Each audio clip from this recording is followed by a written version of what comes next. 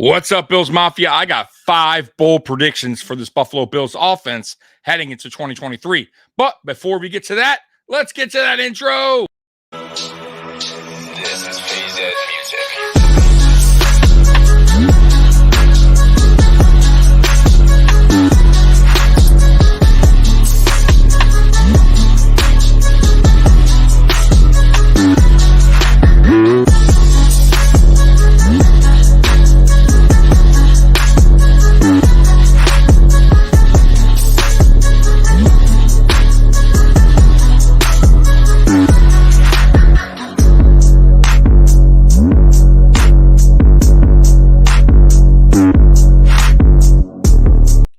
Welcome to the Mafia Sports Report.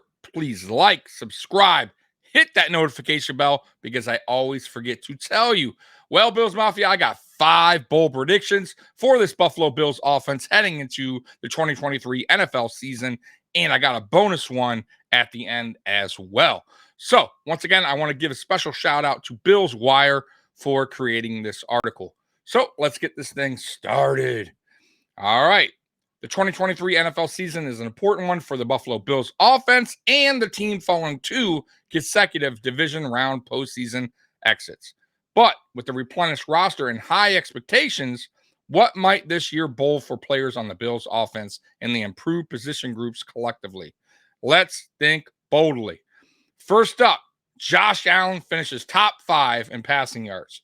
Bills quarterback Josh Allen was 5th in the league in passing years by the end of 2020 season. Could he crack the top 5 again? Since coming out of Wyoming, the quarterback's arm strength has been touted. And in the final couple seasons with Brian Daboll's tenure as the Bills offensive coordinator, we got to see flashes of Josh Allen's long ball capabilities. He even had some deep plays last season, including a toss halfway down the field to wide receiver Gabe Davis, who would take it 98 yards for a touchdown. Offensive coordinator Ken Dorsey and Allen will focus on more pocket passing, and with bolstered receiver and running back groups, he might just do that, with the focus on adding offensive playmakers around him who can add yards after catch capabilities. It could boost passing play yardage further. If the Bills' preseason games were any indication, the former quarterback Dorsey may be considering drawing up more long yardage passing plays this season. And with his big arm, we might see big plays downfield from Allen. He played most of the year with a UCL tear in his throwing elbow. Yet, both he and the Bills still managed to finish 7th in passing yardage. He did so with a depleted receiving corps, in addition to playing throughout the injury for most of the season. And the team also still was 2nd in the NFL in total yards at season's end. While he finished no lower than 8th in passing yards and touchdowns each of the last 3 seasons, his totals in 2020, 4,544 yards, 2021, 4,407, and 2022, 4,283, suggest he could be in the top mix considering one of the top 5 statistical quarterbacks from those years retired Tom Brady. And another, Joe Burrow, can miss time early this season. With more weapons on offense, don't be surprised if in 2023 is the year Allen passes his way back into the top 5. Listen, I agree, and I'll tell you why I agree with this. One, which they touched on, was the receiving group, okay? Last year's receiving group was a disaster except for Stephon Diggs. And listen, I don't think Gabe Davis was a disaster. I thought he played pretty good. I don't think he played up to what we thought he would play. But he also had the ankle injury. I think that mentally and physically kind of messed him up for the rest of the season, though he still finished with a little over 800 yards receiving. But the other receivers did not have a good year. Isaiah McKenzie, by the way, who was recently cut by the Colts, that tells you a lot right there, was supposed to be a guy that was supposed to step up last season and did not. Crowder, who was signed in the offseason, was supposed to be the slot receiver. Unfortunately, he broke his ankle, I believe, week 4, and he was out for the rest of the season. Also, Dawson Knox was not used correctly because he needed to be more of a blocking tight end because their offensive line was that bad. And we went out and got John Brown and Cole Beasley out of retirement. That's how bad that wide receiver group was last year. Not to mention, we were second in drop passes, and that includes Stephon Diggs, who had a career high, I believe, 8. So you cannot have that moving forward. And I don't think this year Diggs is going to have that issue again with the drops. That was very rare. And I believe Gabe Davis will have a bounce back year. It's a contract year. He looks ready to go. He had a great camp, looked good in preseason. And then you got Hardy, who's a speedster, man, coming out of New Orleans. As long as he can stay healthy, he's a weapon, boy. You also got Trent Sherfield, who I think is one of the better pickups by Brandon Beane in this offseason. I could see him having a lot of yards this year. Obviously, I think Gabe Davis, like I said before, I think he's going to be over 1,000 yards, in my opinion, this year. Then you got Dalton Kincaid, who is another weapon for Josh Allen. So, yes, and not to mention also James Cook in his second year. He'll have more of a chemistry with Josh Allen. So I truly believe this year Josh Allen will be in the top 5 in passing yards. And I think he's on pace this year to have at least, I would say, 4,700 yards passing. That's where I put him. And I think he's going to have like an MVP type season. All right. So let's get to the next one here. Bills have 2 1,000-yard receivers. The predictions are called for a bold reason. Gabe Davis was a highlight of the Bills' offense performance in their preseason games. He played with an ankle injury last season. He sustained in week 2 and still made the jump from 549 in 2021 to 836 in 2022. In his career, Allen had deep threats to make long yardage passes to including John Brown and Emmanuel Sanders. And Davis has taken over that role in the offense. In the 2020 campaign, slot receiver Cole Beasley had 967, behind only wide receiver Stephon Diggs with 1535.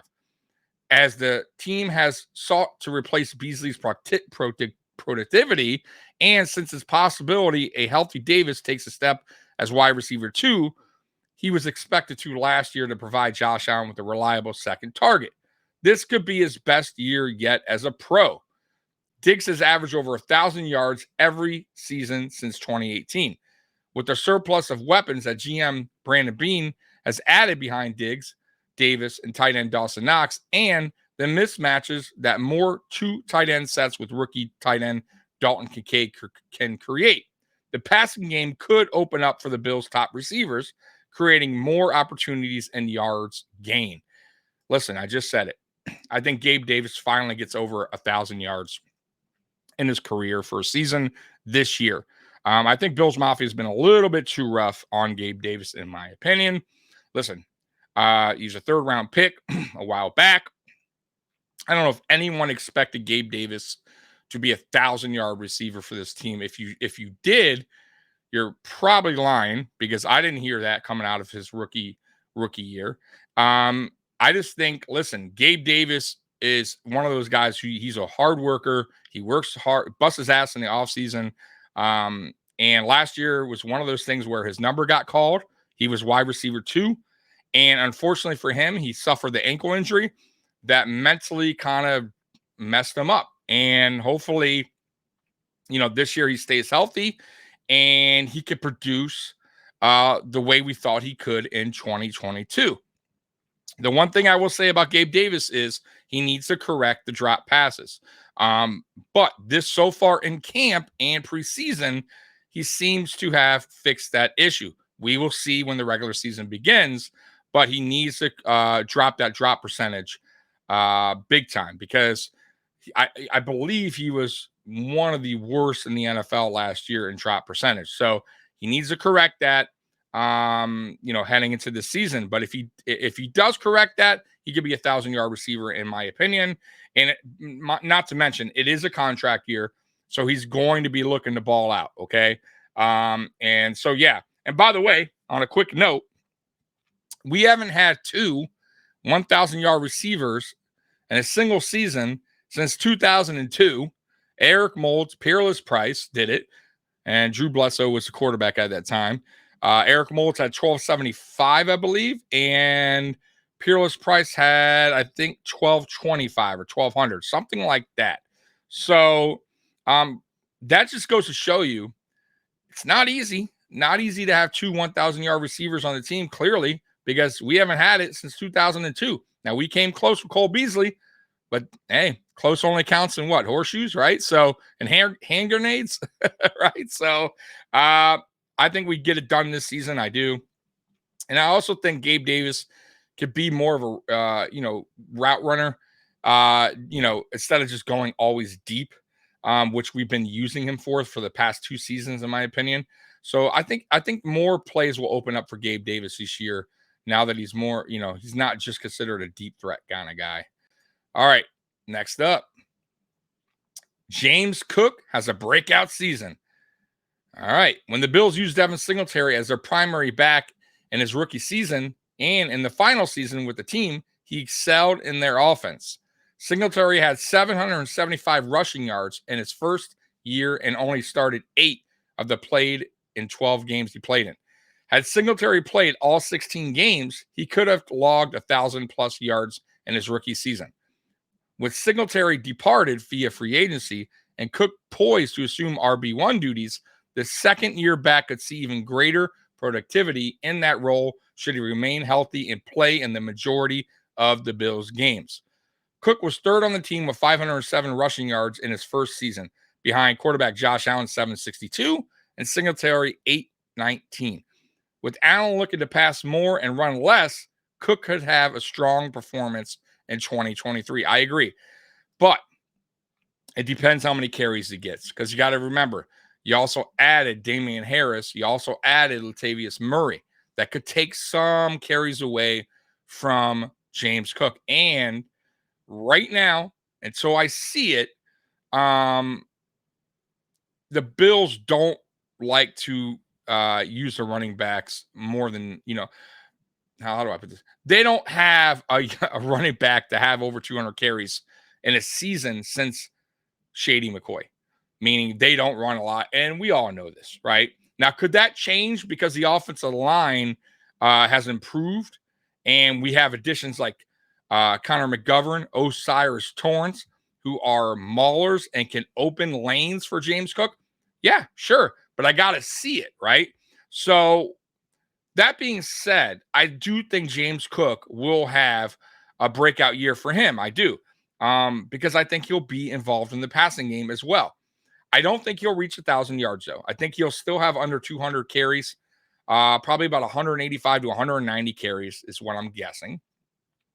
And I think I could see him getting around 750 to 800 yards rushing and probably another 400 yards receiving.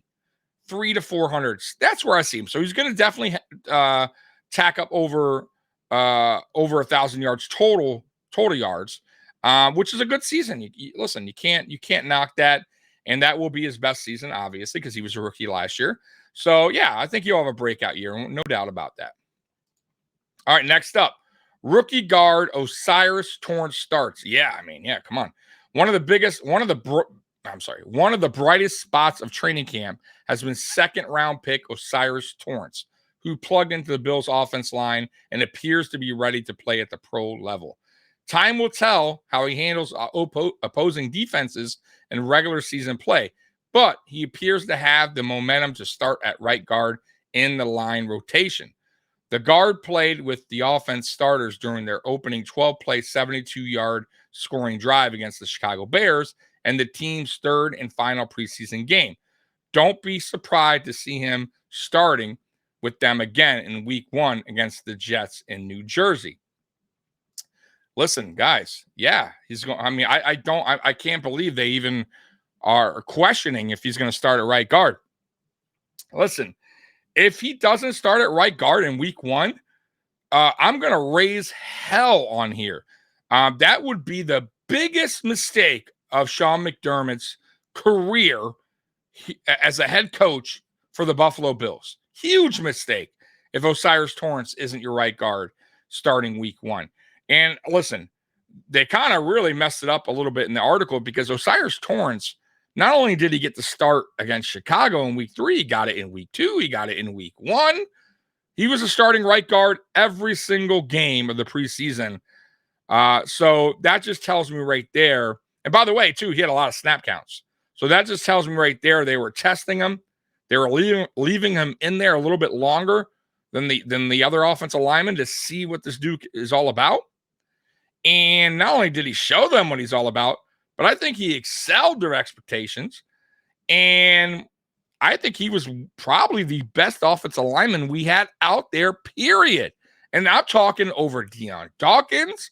I'm talking over Connor McGovern, Mitch Morse, Spencer Brown. He was the best offensive lineman in preseason, in my opinion. Now, is he the best offensive lineman right now on this team? No. I'm still going to say Dion Dawkins because Dion Dawkins has proven he's a Pro Bowler. And Dion Dawkins has been here a while. But I think Osiris Torrance eventually takes that spot. As soon as he gets, like NFL speed, you know how that goes. The NFL sometimes a little bit fast with some of the players. Once he gets everything nailed down and he's like, all right, okay, yep, I got this. He's going to be a beast. And he's going to be a Pro Bowler himself, probably an All-Pro. So I'm telling you right now, I said it when we drafted the kid, that this dude's going to be here to stay for a long time. He's going to be a player that's a Pro Bowler, an All-Pro. He's going to be a fan favorite, and he's going to protect the shit out of Josh Allen. And I was screaming all off season. Go back. If you have Twitter, look at my Twitter. I was calling for the Bills to draft this dude back in, I think, February was my first tweet. Y'all need to draft this dude. And then I was doing it all. I was tweeting all season, boy, all the way up to the draft. And I was saying, I don't care what you got to do. You got to draft this guy. Do whatever you got to do. But this guy needs to be in Buffalo because we need help on the offensive line badly. And I'll give Brandon Beane all the credit in the world for drafting him. However, when they skipped on him first round, I was pissed. And luckily, he slipped to the second round and we picked him up. I got to give Brandon Beane also credit for signing younger offensive linemen in the offseason, right? So listen, not only did we add depth, but we also got younger on the offensive line instead of getting older like we've been doing in years past, where we signed older veterans who just didn't work out, right? Who was a shell of themselves. So getting younger at that at O-line really will help this Buffalo Bills offense. So I cannot wait to see what this offensive line does, in the regular season this year, because I think it's heading in the right direction, guys. And I think that is it. Let me see if I missed anything. No, I didn't. Here we go. So the last one, top 3 offense. Buffalo has the deepest offensive group since Josh Allen was drafted. And he finally has weapons in the passing game and backfield that could open up the offense more and create holes and mismatches that he can attack. The team will also run more 12 personnel, 2 tight ends, 2 wide receiver, 1 running back packages with rookie tight end Dalton Kincaid, creating plays that opponents aren't prepared for and have no film of yet. The Bills' offensive line also stood more spread apart during the 2022 season than any other NFL O-line per computer vision. To give Allen room to run if he needed to, by adding guards with better lateral movement this offseason, Connor McGovern, Osiris Torrance, and starting James Cook at RB1, along with big new backfield additions Damian Harris and Latavius Murray. This team could see even more productivity with the open lanes the line creates. The new additions should create more successful rushing and play action opportunities and the chance to continue to remain the NFL leader in third down efficiency. Listen, I agree once again, and I think that is the end of that. It is. So listen, guys, we definitely could finish, top 5 in offense, in my opinion. Listen, last year, I believe we were second in offense, and that was with everything I just mentioned before, with the wide receiver group not stepping up last year, with us having to go out and get, guys that were sitting on the couch to come play wide receiver, for an offensive line that was terrible. And we still finished top 5 offense. We still finished second in points. So, with the new additions that we have now, I think Ken Dorsey can get a little bit more creative because listen, I get the knock that Ken Dorsey wasn't creative enough last year, right? But you got to have the personnel, guys, to be creative. You can be creative all you want. Doesn't mean it'll work. You got to have the guys capable of doing it, right? Of executing the play called. And I don't know if Ken Dorsey was ever comfortable with that offense, right? Last year, at least with the guys on offense. Now, obviously, he was comfortable with Josh Allen, Stephon Diggs, right? But the offensive line wasn't holding up, right? Josh Allen barely had enough time to get rid of the ball before the defense was in his face. The running backs had no holes to hit, nothing. And this year's going to be different because the offensive line has improved and Josh Allen has better receivers to work with, right? The addition of Dalton Kincaid can now bring 12 personnel, which is going to be really tough on defenses, right? Now that we have an offensive line, now Dawson Knox can get more involved in the offense. He was not involved last year. There's a lot of things that have changed heading into this season. So yeah, I do agree that this Bills offense will be in the top 5, in my opinion. I think top 3 potentially. So, guys, I'm excited. And by the way, I do got one more bonus. And that bonus is Dalton Kincaid. I think Dalton Kincaid this season racks up 750 yards receiving. I think he gets 10 touchdowns. And guys, I know you're going to be like, that's okay. No, that's not okay. That's very good for a rookie tight end. Okay. Rookie tight ends generally don't have good first seasons. That is a very good season for a rookie tight end. Very good.